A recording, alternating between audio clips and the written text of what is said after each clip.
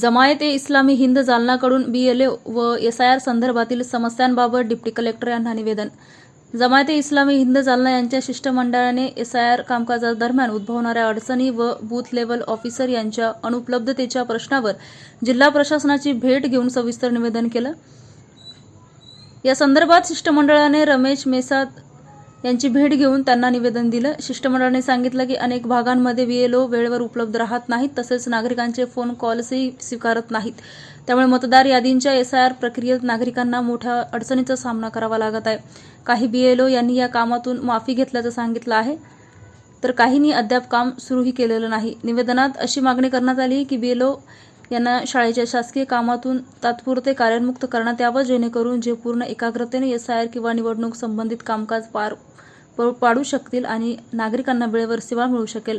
उपजिल्हाधिकारी रमेश मेसाड यांनी शिष्टमंडळाच्या मागण्या ऐकून सकारात्मक प्रतिसाद दिला व या विषयाची गंभीर दखल घेऊन आवश्यक कारवाई करण्यात येईल असं आश्वासन दिलं. यावेळी शिष्टमंडळात अब्दुल मुजीब, सचिव जमायते इस्लामी हिंद महाराष्ट्र, अहमद नूर कुरेशी, लोकमत टाइम्स वार्ताहर, शेख इब्राहिम, जिल्हाध्यक्ष MPJ, अब्दुल हमीद, लतीफुद्दीन सिद्दुकी, मिर्झा शहीद, मुनव्वर पहलवान व अता बक्षी सर उपस्थित होते. जिल्हा प्रशासनाने लवकरात लवकर योग्य पावले उचलावीत अशी अपेक्षा शिष्टमंडळाने व्यक्त केली.